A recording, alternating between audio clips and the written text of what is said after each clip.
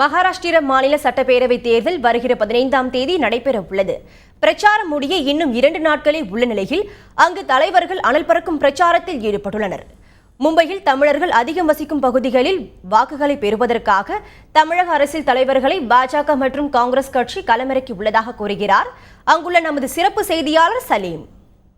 தேர்தல் பிரச்சாரம் மும்பையில களைகட்டி இருக்கு. இன்னைக்கு கூட முன்னாள் நிதியமைச்சர் திரு ப. சிதம்பரம் அவர்கள் மும்பையில தாராவி பகுதியில வந்து பேசினாங்க. இன்ஃபேக்ட் என்ன சொன்னார் அப்படின்னா, தமிழ்ல நான் மும்பையில பேசுறது இதுதான் முதல் தடவை அப்படின்னு சொல்லி சொன்னாரு.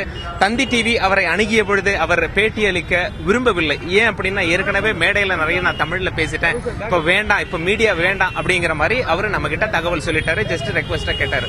ப. சிதம்பரம் அவர்கள் அவரோட ஸ்பீச்ல என்ன பேசினார் அப்படின்னா, சுமார் அரை மணி நேரம் பேசியிருப்பார். அவரோட ஸ்பீச்ல முழுக்க நரேந்திர மோடியை பத்தி தான் பேசினார். நரேந்திர மோடி இதெல்லாம் பண்றேன்னு சொன்னாரு. ஆட்சிக்கு வந்து 140 நாள் ஆகுது, இதெல்லாம் பண்ணல.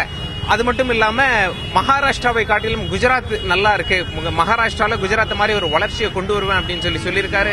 மகாராஷ்டிரா தான் நல்ல வளர்ச்சி அடைந்த மாநிலம், அதனால நீங்க தான் நம்பர் 1, குஜராத் நம்பர் 2 தான்.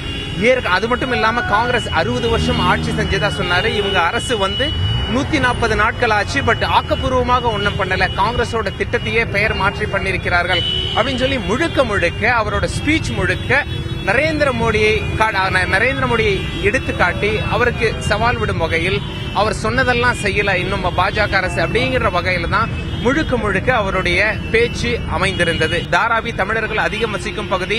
சுமார் 40,000 தமிழர் வாக்காளர்கள் இங்க இருக்காங்க. அப்படிங்கறதால தமிழ் பேசும் தலைவர்களை காங்கிரஸ் கட்சியும் கொண்டு வராங்க, பாஜகவும் கொண்டு வராங்க. மகாராஷ்டிராவில் குறிப்பா மும்பையில களை கட்டி இருக்கிறது.